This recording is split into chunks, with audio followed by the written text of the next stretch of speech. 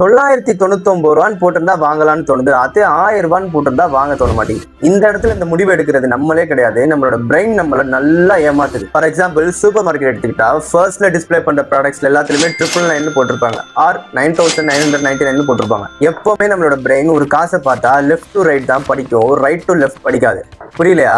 அதாவது 999 நம்ம brain first இருக்க டிஜிட்டை தான் பார்க்கும், 900 சொல்லி ஃபிக்ஸ் பண்ணிக்கும். ஆனா ஆக்சுவல் ரேட் என்னன்னா 999. Compare to 1000 and 999 our brain choose ₹1 கம்மியா இருக்கு. ஸோ 999. உதாரணமா ஒரு பொருளை வாங்கும்போது வெறும் 999 ரூபாய்க்கு வாங்குறது எங்க இருக்கு, 1000 ரூபாய் கொடுத்து வாங்குறது எங்க இருக்கு?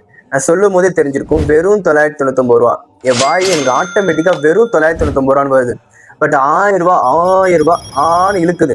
So this is the most common and underrated brain drop. இதுதான் எனக்கும் இருக்கு, உங்களுக்கும் இருக்கு. ஸோ இதை நம்ம எப்படி ஓவர் கம் பண்ணோம்னா, ஒரே ஒரு சிம்பிளான சொல்யூஷன். ஒரு காசை பார்த்தா லெஃப்ட் டு ரைட் அதை படிக்காம ரைட் டு லெஃப்ட் படிங்களேன். 999 இருக்கு, 1000க்கும் அதுக்கும் ₹1 தான் டிஃபரன்ஸ் சொல்லி உங்க மைண்ட் கிட்ட நீங்களே சொல்லிட்டீங்க. அது அப்படியே உங்களுக்கு பழகி காலப்போக்கில் மாறிடும். அதாவது 1000 ரூபாயிலிருந்து ₹100 குறைச்சு 900 ரூபா ஆக்க மாட்டானுங்க, 1000 ரூபாயிலிருந்து ₹1 குறைச்சு 999 ரூபா ஆக்குவாங்க. அண்ட் மறக்காம இந்த ட்ராப்ல யார் மாட்டிட்டு இருக்காங்களோ இந்த வீடியோ ஷேர் பண்ணுங்க.